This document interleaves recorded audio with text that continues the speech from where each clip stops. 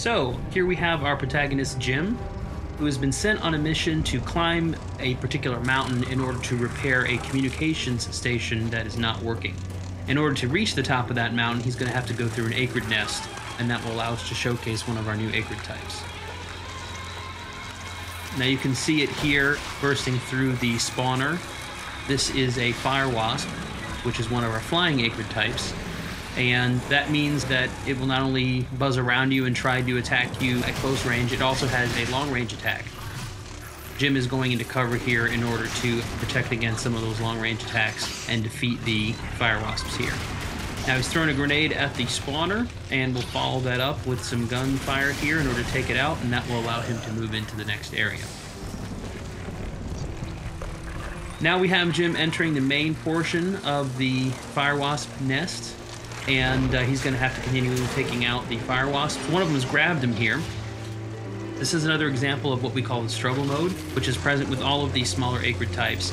And what we really wanted to do here was present something that was not a typical QTE. You will have to bash buttons a little bit, but afterwards, as you can see here, you're actually going to have to aim that reticle, and when it turns red, Jim will attack, and that will help you finish off the enemy. Now we've jumped a section here to the top of the mountain, and Jim is going to get to the bottom of why this satellite dish has stopped functioning. And we can see here in the distance that there's a mysterious figure that appeared to have been fiddling with the station. What the hell? And that is quite a mystery here for Jim.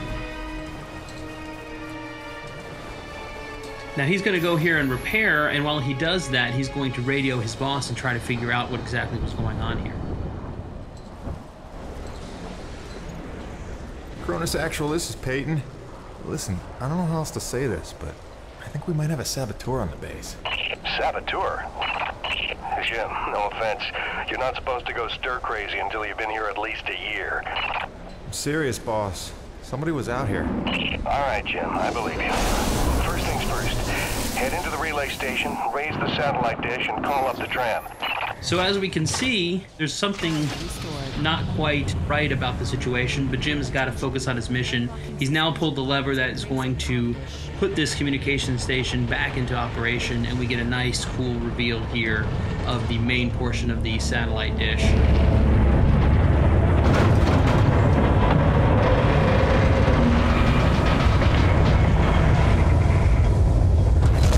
Comm dish locked and ready for transmission. Now that he's restored functionality to the communication station, Jim is going to have to call up his utility rig that he's left at the bottom of the mountain using the built-in gondola system that he's repaired along the way. And this will call his rig up to him so that he'll be able to use it to make some final adjustments, make sure that the base is able to communicate with Earth. So as we can see here, he's operating the gondola system. And that will call the utility rig back up from the mountain, and all he has to do is wait for it to arrive to complete his mission. Cronus Actual, you copy? I've got the satellite dish working, just waiting for the rig to come up. However, looks like someone's not too happy having visitors here at the top of the mountain.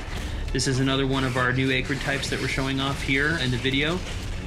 And this is the spitter, which is a Cat L, large size acrid.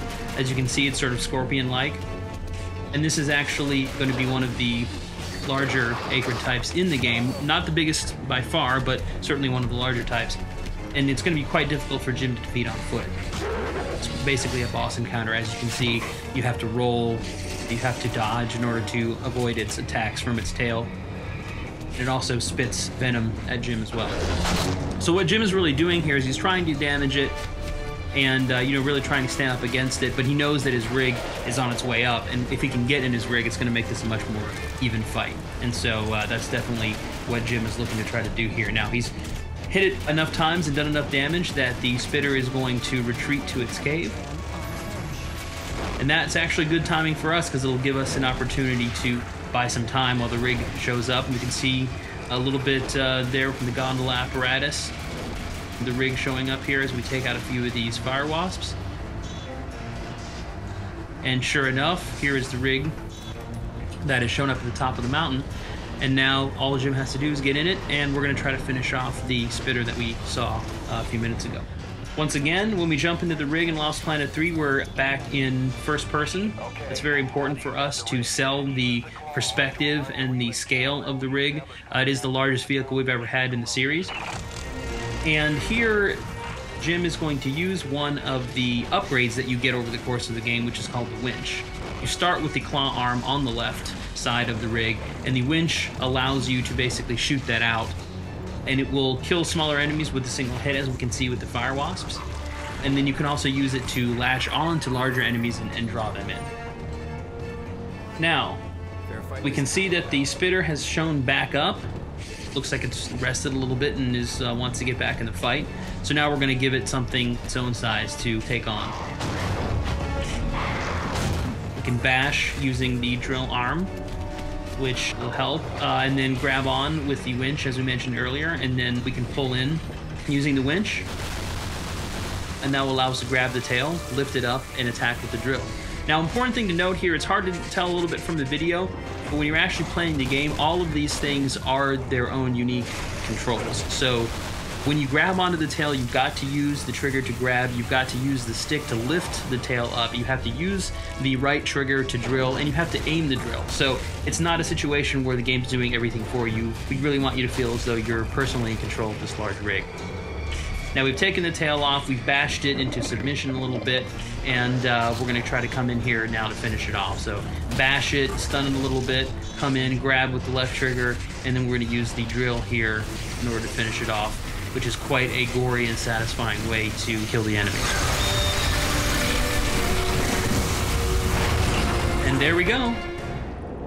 Before we finish out the video here, just going to play one of our cool cinematics here that's going to show a little bit more of the background of some of the characters and also give some hints at some of the mysteries that Jim and the others are facing here on EDN 3.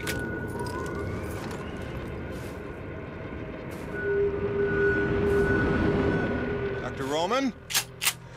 Drop your weapon! Whoa, whoa. Easy now, Doc. Who are you? Where'd you come from? I'm Jim Peyton. Just here to check Where up... from? Coronis! What the hell, lady? Where else would I be from? Braddock sent me. I know you. Right. They came down with that creepy fella you don't like, with the big head.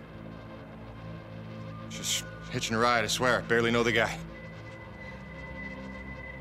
You may be done aiming things at me now?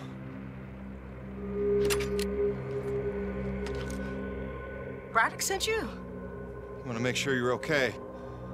See if you needed any help. Touching concern after all these months. To what do I owe such an excess of caution? I might ask the same, Shotgun Sally. You've seen it then, haven't you? It? Someone in the distance. Watching. Hard to know what I saw. They say folks start to crack up. Out here in the white too long? Perhaps. Do you feel cracked? Can't say as I do. Then there's something the old man's not telling us.